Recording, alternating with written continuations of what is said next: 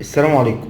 ده فيديو سريع قلنا بس نتكلم فيه كده على حاجة سريعة نزلت بخصوص قانون الإجراءات الضريبية الموحد، وكان دخل بتعديل الأحكام اللائحة التنفيذية لقانون الإجراءات الضريبية الموحد الصادر بقرار وزير المالية اللي هو 286 لسنة 2020.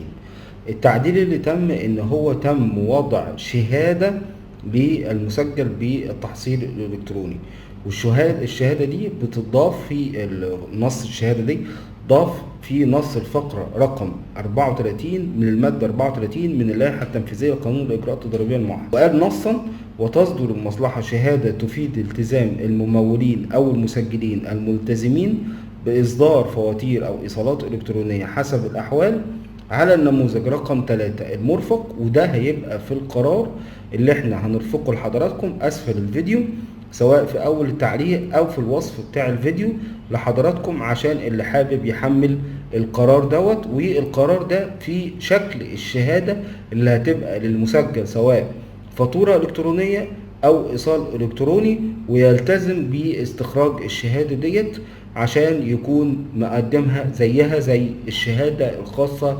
بالقانون اللي هو القيمة المضافة، إن هو مسجل بالقيمة المضافة.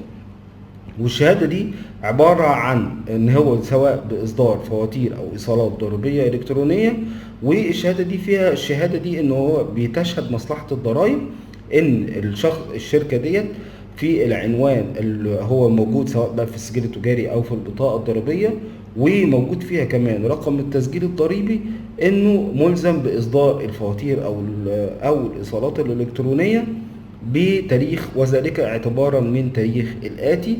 وزي ما قلت لكم ان ده هيتم الاعتماد من رئيس المأمورية، وهسيب لكم القرار دوت في الوصف بتاع الفيديو، سواء او اول تعليق للفيديو. وارجو ان انتوا تشوفوه، وارجو ان الملتزمين باصدار الفواتير الالكترونيه او الايصالات الالكترونيه ان هو يبادر بان هو يسجل ويطلع الشهاده دي. السلام عليكم.